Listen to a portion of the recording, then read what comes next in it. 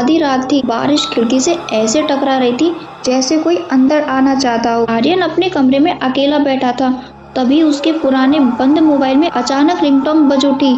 Screen पर लिखा था माँ। उसकी माँ तो 5 साल पहले मर चुकी थी। कांपते हाथों से उसने कॉल उठाया। उधर से धीमी सिसकियों की आवाज आई, फिर मुस्कुराकर, बेटा मैं अब भी इसी घर में हूँ। आर्यन का गला सूख गया।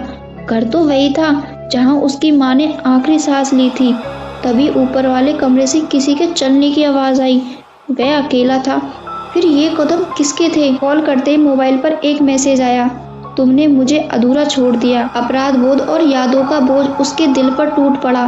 क्या सच में उसकी माँ लौट आई थी या कोई भयानक सच से बुला रहा था? कमरों की आवाज उसे ऊपर वाले बंद कमरे तक ले गई।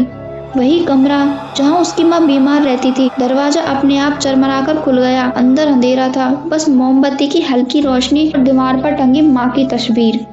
अचानक शीशे में किसी की परछाई दिखी। पीछे मुड़ा तो कोई नहीं था। तभी वही आवाज फिर आई, तुम मुझे छोड़कर चले गए थे। आंखों में आंसू भर आए। सच यह था कि उस रात जब उसकी माँ तड़प रही थी, वह दोस्तों के साथ बाहर चला गया था। लौटने पर सब कुछ खत्म हो चुका था। कमरे के कोने पर एक पुरानी डायरी पड़ी थी। आखिरी पन्ने पर लिखा था, मेरा बेटा आएगा और सच जानेगा। तभी फर्श से ठंडा हाथ उसके पैर से टकराया। सांस रुक गई। डर अब असहनीय हो चुका था। डरते हुए उसने फर्श हटाया।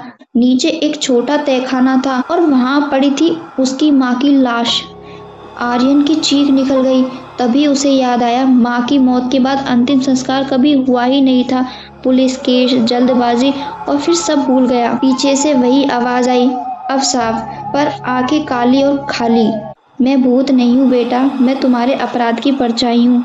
तेज रोशनी चमकी और आर्यन बेहोश होकर गिर पड़ा। सुबह पड़ोसी उसे तहखाने में पाए। सच यह था, माँ की मौत बीमारी से नहीं, उसकी लापरवाही से हुई थी। और वह आवाज उसका अपना टूटा हुआ जमीर था, जो अब उसे कभी चैन से जीने नहीं देगा।